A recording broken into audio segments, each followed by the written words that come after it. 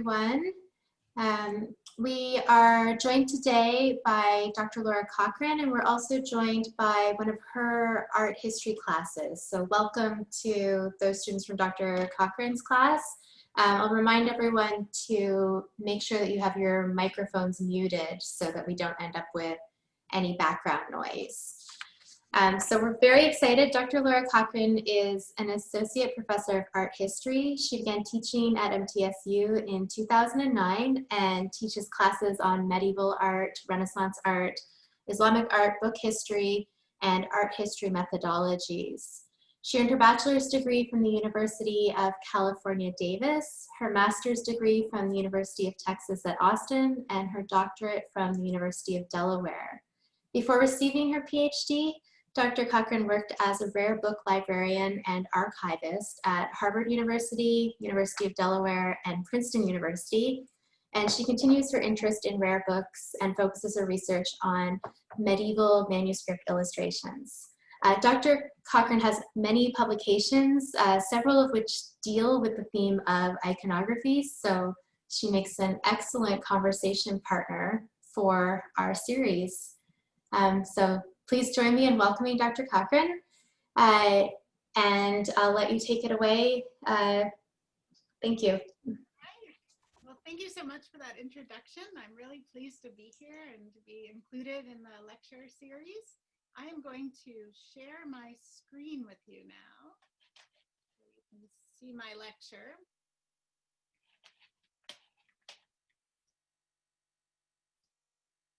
All right, can you, two questions. Can you hear me all right? Okay, and everyone can see the screen all right. Okay, well, I'm going to be talking today. I changed my title a little bit. I didn't tell you that, but Dr. King, but it is now called Word and Image in a Medieval Jewish Manuscript. I'm going to start nonetheless by talking about manuscripts in general. Just going to give you an overview of what a manuscript is, what I mean by manuscript. So manuscript is very simply anything handwritten. So manus is the Latin word for hand, and script obviously refers to writing. So if you happen to be taking notes by hand right now, you are making a manuscript. So a manuscript is just something written by hand. So in the Middle Ages, because printing typesetting isn't invented till 1450, in the Middle Ages, all books were manuscript books. And the early, I'll go through this really briefly, but in Roman times and Greek times, books were written in scrolls. But about the year 300 CE, we start to get this new type of book. There's a new type of book invented. Well, it's actually invented a little earlier, but it really takes off about 300. And this is the Codex. So Codex is the technical term for probably what you think of when you think of a book. So the book with folded pages that are sewn to a spine, and then they're protected by covers. In the Middle Ages, they were often heavy wooden covers. So this supplants the scroll. Scrolls are kind of cumbersome. They're hard to store in a shelf because they're round. You have to roll and unroll them, so that's really hard on the pages. So they're not very long lasting. And so when people start using this newfangled book, it really takes off because it's just it's an improvement on the scroll. But for our purposes here, since we're talking about illustrated manuscripts, the thing that the Codex really allowed, was really exciting, was that now you could have illustrated pages. And you could make images in your scroll, but the act of rolling and unrolling the scroll meant that images would get damaged very easily. So you're not going to put a lot of time and investment into expensive pigments and carefully done paintings if you're then going to roll and unroll your scroll and they'll decay very quickly. But the fact that the Codex had flat pages that are even then protected by the covers meant that images were now, not only possible, but become something very common in luxurious books. Not all books had images, but if you had a luxurious book, a book that's supposed to show the importance of the text or the importance of the owner who owned the book, you're going to have books with beautiful images, maybe with very expensive pigments. So in the Middle Ages, we have lots of illustrated books. And because Christianity in the European Middle Ages was the majority religion, most of the medieval illustrated books we have are Christian books, and lots of narrative scenes of Christian stories or images of saints. And we know a lot about Christian imagery at this time because so much of it survives. So Jewish books throughout the Middle Ages until about the 1200s tended not to have a lot of figural or narrative illustrations. And there's a lot of reasons for this, and it's a very complicated topic. And it's not that up until 1200 there wasn't art, figural art made for Jewish spaces and Jewish books, but you didn't use narrative and figural illustration less than Christians did. And as I said, it's a complicated situation, but some of the reasoning is that there's biblical prohibitions against using images. So the most famous of these prohibitions is the second commandment. So this is in Exodus 20, and it says, "Thou shalt not make unto thee any graven image or any manner of any likeness of anything." I mean, it sounds pretty blanket statement, just don't make images. But then the second part of the commandment kind of problematizes this because it says, "Don't bow down and serve them." So is this a prohibition against images, or is this just a prohibition against idols, like pagan idol worship? At different times for Christians and for Jews, they would take this more literally and just go ahead and say, well, we'll just not have images. In fact, Christians, for the first 300 years of Christianity, they tried not to make any kind of figural imagery. And so until about 1200, we don't see a lot of figural imagery in in Jewish manuscripts, the ones that survive. But that doesn't mean they didn't have very luxurious decorated manuscripts. They often decorated them with non-representational imagery, or, well, in this case, floral imagery, or sometimes the text itself would become the decoration. So these are luxurious books, but they just took a different approach to decoration. In about the 1200s, something changes, and we start to see Jewish manuscripts with figural and narrative decoration. And again, this is another controversial topic that scholars debate as to why this happens. One of the simpler theories is that there's just the influence of Christian manuscripts and the way they're decorated, and it becomes fashionable to have these sorts of decorated manuscripts. So in the 1200s, you start to see this shift. So the manuscript I want to take a look at in more detail is the Sarajevo Haggadah. And this was made in Spain, probably about the year 1350. And what it is it's not a Bible, rather it's a Haggadah. It's the text of the text recited at the Seder of the Jewish Passover. So it includes lots of narrative imagery, and of Jewish books of this period, when we start to see illustration, it's often in these books because they sort of lend themselves to narrative imagery of the story of Exodus, that is the flight out of Egypt. So here you have the crossing of the Red Sea. You often also have images of the Seder itself. So modern Jews, well, modern at that time, contemporary Jews who own this book, looking at themselves in the book as they celebrate Passover. So this is a type of book that gets a lot of illustration at this time. This particular book, I said it was made in Spain, but you can tell by its name that it it's now living in, well, living, but it's now in Sarajevo, and it's in the National Museum of Bosnia there. And I just wanted to mention briefly, it has such an interesting storied history of how it gets from Spain to Sarajevo. I just wanted to tell you a little bit about that as an aside, because it's such an important story for the precariousness of medieval and ancient artifacts. We are, the fact that we have so many just means that so many were destroyed. There was just so much more than survives. That it is a, very unlikely if anything was made in the Middle Ages that it would survive today. And it's really quite amazing that this manuscript has made it to today, because it was made in Spain. And we don't exactly know how it left Spain, but chances are it left Spain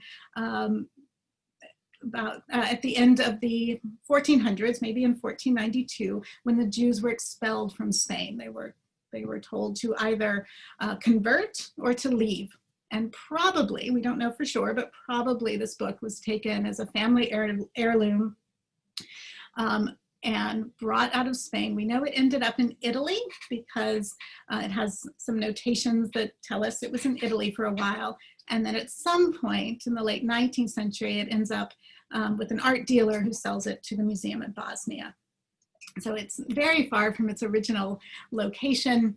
But even once it got to the museum, you would think, okay, now it's safe. No, it had lots of other close calls. During World War II, it had to be hidden because the Nazis invaded. It was hidden in a mosque because they were worried that as a Jewish artifact, it would be destroyed by the Nazis. So it survived World War II. It survived the war in Bosnia and the bombing of Sarajevo because it was, again, hidden to protect it. So it is now on display at the museum and hopefully at the time being at least quite safe. So there's one particular or two particular pages I want to focus on. This is an unusual book, in particular because it has imagery you wouldn't expect to find in a Haggadah. It has the story of creation, which is not part of the text of this particular book. It's part of the biblical text, of course. This is from the book of Genesis, and it has the first 6 days of creation, actually 7, because it has the day of rest as well. So as you look at this, it may be a little disorienting to English readers because it's written in Hebrew, and so it reads from right to left rather than left to right. So as you look at this, if you picked up a Hebrew book, and this book in particular, you feel like you're opening it from the back, but in fact, that is the way it's read, from right to left. So as you look at it, you start in this panel here, which is the first panel from right to left, and this is the second panel. These both represent day 1, and I'll talk about them in more detail. And then you go down here for day 2, day 3, and then on to the next page, and you have 4, 5, 6, and then the day of rest. So I want to talk about this, especially day 1, and how it portrays day 1.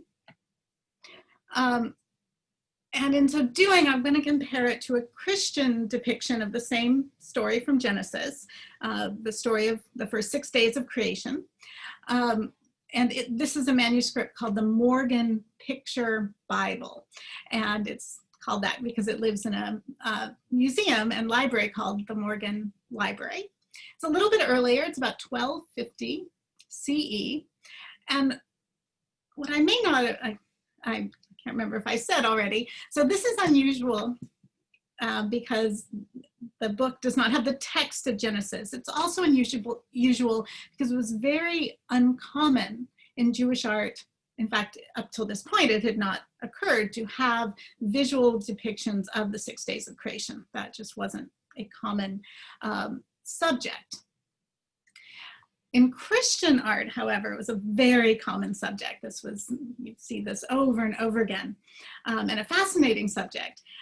So when scholars started to study these images, in previous decades, scholars came to it with the question, well, if this is new to Jewish artists, what Christian prototypes are they looking at? And the question was to look through all the Christian prototypes and images and say, here's where they're getting this, and here's where they're getting this, and not really questioning, well, what makes it Jewish? What is it trying to say about a Jewish interpretation of the 6 days of creation?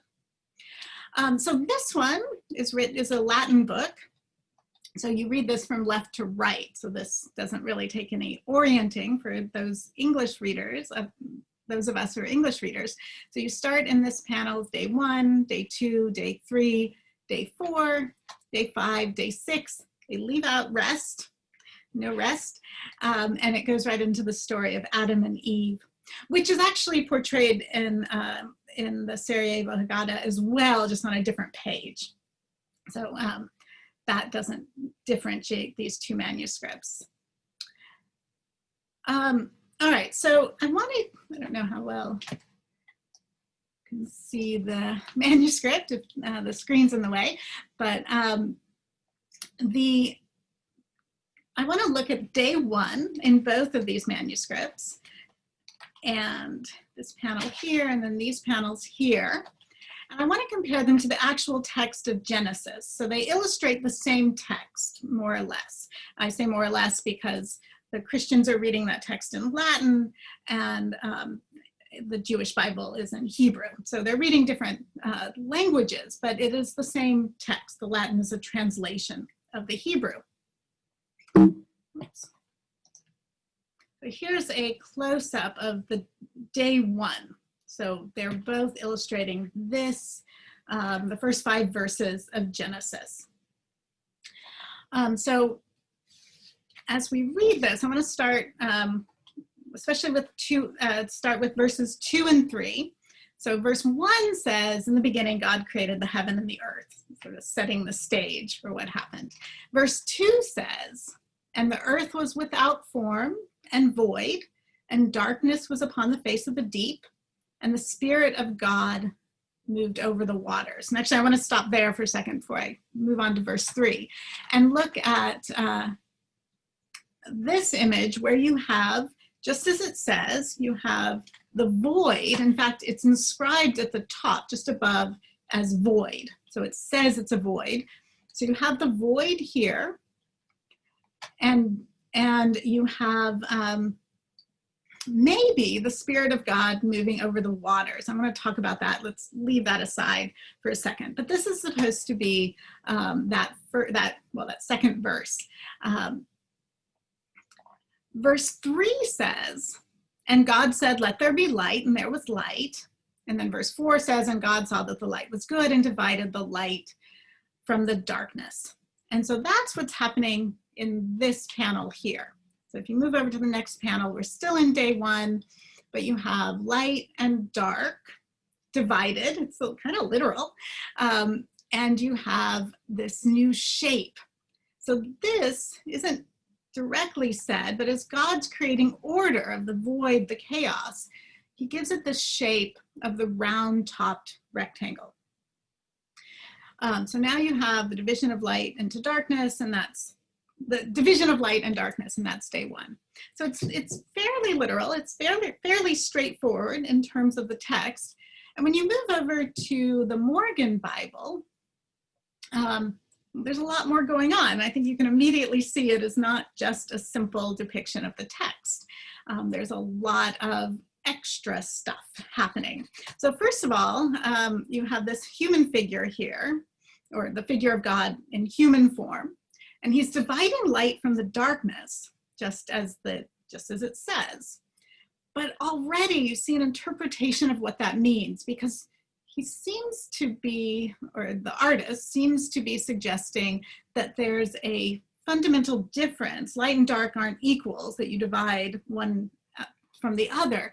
The darkness is this formlessness, and the light is order. So rather than applying order to light and darkness, as this suggests, he's separated light and dark, but also seemingly separated the chaos from the light, which is ordered in the nice shape of this nice circle with a cross in it. And then that contrasts with this kind of blobby darkness down here. Okay, so that's sort of taking the text, the specifics of the word, and giving them a little more meaning visually, helping the viewer to try to interpret the text, not just take it literally. And then you notice that there's all these other figures. Where did they come from? Well, they are part of a non-biblical commentary tradition, well, a biblical commentary tradition. So this isn't part of the text as it is stated in Genesis. But there was a Christian understanding that the separation of light and darkness was a metaphor for the fall of the angels. So you have these demons down here, they're falling, because Christian scholars wondered, well, when did that happen? Did it happen before creation? It couldn't have happened before creation, because nothing happened before creation. When did that happen? And they decided it happened when he separated light from dark. So that's what this artist then is telling us, going way outside of the text we have here. The other thing that's quite different about the two presentations of these days of creation is that God is depicted in human form. And this is not what's happening here. We don't have a human form in these images. The void seems to have these lights, these flames coming from it. And then you have these rays of gold pointing down from the heavens, or whatever this is supposed to represent. And so God is not represented as a human being, but rather as light, as the creative force, but not as a human being. If this is God, the statement, God, the Spirit of God over the waters, then God appears again as light, or these rays of gold. Here, God is in human form. And the point of that, the reason that's so important for a Christian manuscript showing this story is twofold. One is because of the concept of the Trinity, the Christian doctrine of the Trinity, which is not a biblical idea. It's interpreted as being alluded to in the Bible by later Christians, but it was something that is a doctrine that's applied to Christianity. So God is the Father, the Son, and the Holy Ghost. So this notion of the Trinity requires that God appear human, because one member of the Trinity becomes human. The Son becomes incarnate.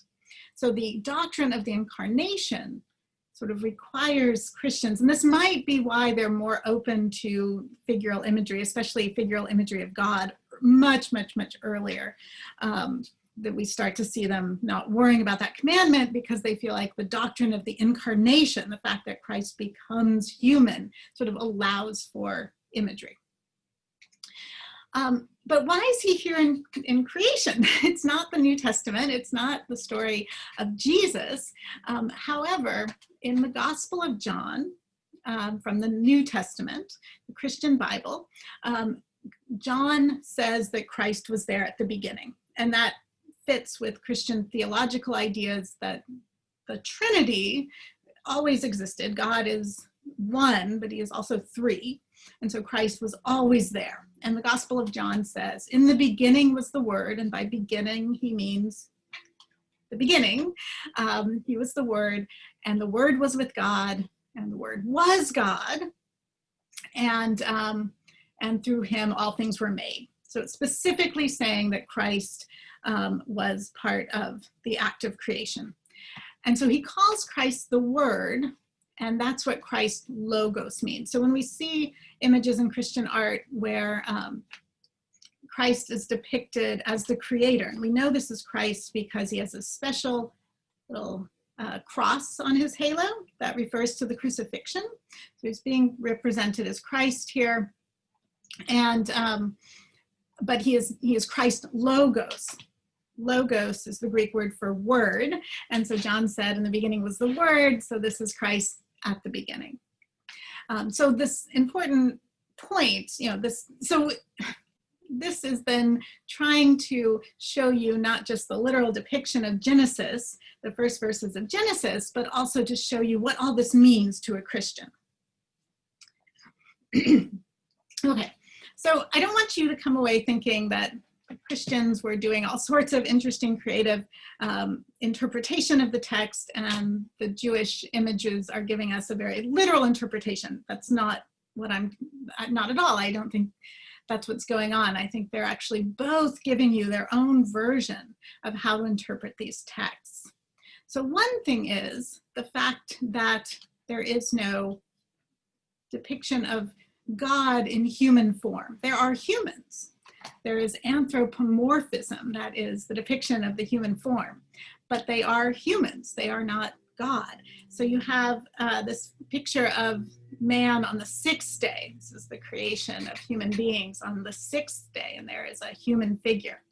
And you have a figure here on the seventh day at rest. So the Bible, Genesis, says that God rested on the seventh day and he sanctified the seventh day.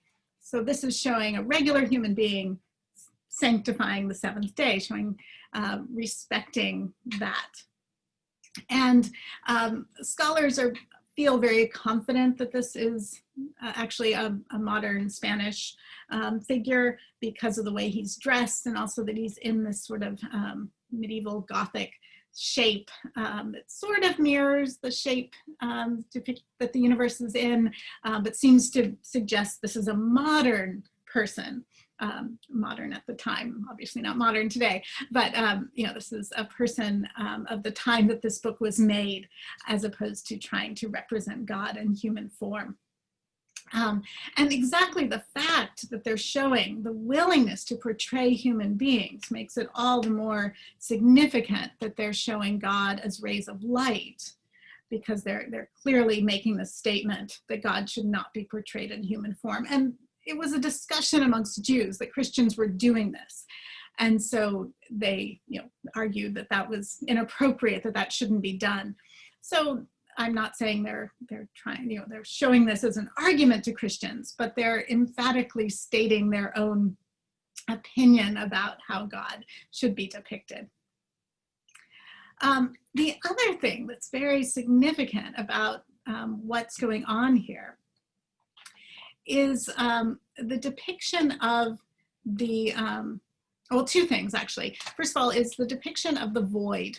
And this is actually, although it seems to just express what it says in the text, it was actually a controversy in the Middle Ages, whether God created from nothing or if he created from some sort of primeval stuff. And this is a Greek philosophical idea. Plato talks about this, that there was originally just bunches of stuff and then the creator God made the universe out of it. This is something in the Middle Ages they were actually discussing. Was there really nothing and he created from nothing? Or was there stuff that he created from? And this image then is taking a side, and it's choosing the side of created from nothing. And one could argue the image maybe doesn't necessarily show that, but it's the text that tells us that this is the void, that this is the nothingness from which God created. So it's taking a stance, it's thinking, or the artist is thinking about these philosophical discussions and taking a stance and leaning on the side of created from nothing. And the other thing that this artist is doing is then when order is applied, it's this round-topped rectangle, which I've already pointed out. In Christian art, the view of the world and in creation imagery is almost always of a sphere, although it's not a sphere because it's a two-dimensional work of art. But in the Middle Ages, they did know that the world was a sphere, and they thought the universe was spherically shaped as well. And so you always get these circular depictions of the earth. But here you get this round-topped rectangle. You get the earth as a circle, but the whole universe is a round-topped rectangle. And so this comes out of an idea of, again, not specifically stated in the Bible, but what commentators of the Bible were talking about, that the shape of the universe was the same shape as the temple, the tabernacle, the ark, these important objects, sacred objects. And the idea was that they were built to mimic the shape of the universe. So within the Haggadah here, we have other images, for instance, of the temple, the Messianic temple, of the prophecy of Ezekiel, and you have that shape again. When you get to an image that shows the Spanish synagogue that maybe the family who owned this book originally actually attended, you get that shape again. And you get it again within the doorway to the synagogue around the Torah scrolls in the ark. So it's collapsing Jewish history. You have the synagogue that mirrors the shape of the temple, which mirrors the shape of the universe, and it's all connected. So it's trying to show these connections between the contemporary Jews for whom this was made, all the way back to the beginning of time. All right, so this book is trying to, at least in these pages that we've talked about, trying to make sense of creation in terms of, well, contemporary Jewish history and biblical Jewish history, and to make sense of it in terms of Jewish ideas and debate and dialogue. So it is, I think, a very Jewish depiction of creation. It is not a attempt to copy what Christians were doing and how they were portraying creation. What I want to turn to now to end is to give you a sense of how I'm using this in my own research. So I was introduced as someone who focuses on medieval manuscripts, and that has certainly been true, but I've actually switched gears a little bit. And this is my my current project. It's actually an architectural project of a 20th century synagogue in Beaumont, Texas. So I am very far afield from my original work. But what I have originally worked on, medieval manuscripts, I think is informing my approach. So I want to explain how I'm connecting these two. So I sort of happened upon this project and became quite fascinated with it. It's, you would think, you may have heard about Beaumont because they just had to evacuate last week for that enormous hurricane. So it's been in the news, but it's not a big city. But this synagogue that was built in 1923 is, I think, one of the most interesting American synagogues from the 20th century. The architect was from New York, Albert Gottlieb. He had no connection to Texas, no connection to Beaumont, but he wrote a bunch of essays. And the topic of these essays, he was an architect, but he hadn't built a lot of synagogues. At this point, he built one other synagogue. And he started writing articles about how he was frustrated with synagogue architecture because it seemed to too much emulate Christian or even pagan architecture. So to give you an example, this is the original Beaumont synagogue, the one that this one replaces. And he would have disliked these pointed arches, which look like Gothic cathedrals. He would have disliked these onion domes, which look like Russian Orthodox church domes. He also complained at this time when he's writing, the popular style for synagogues looked like pagan Greek temples, and he really thought that was inappropriate. He said the pagan temple was built to house the idol that we're not supposed to have. So he wanted to create a purely Jewish style, and I put that in quotes because that's his wording. He said, we need to find a purely Jewish style of architecture. Never says what that should be. He writes about it, he complains about other forms of architecture, but he never says what a purely Jewish architectural style should be. And then the rabbi from Beaumont read his articles. They were in national Jewish newspapers. And he said, hey, why don't you come to Beaumont? I really like your ideas. Why don't you build us a synagogue? So this is the one synagogue we have that he built after he wrote those articles, that maybe then we can understand what his idea of a purely Jewish architectural style would be. So this is a new project for me. And as I've been working on it, one of the issues for me that I've been struggling with is the shape of these windows. So they to me look like, I'm a medievalist, to me they look like Romanesque style windows. So these round topped style, it's called Romanesque because it looked to people studying it like Roman style architecture.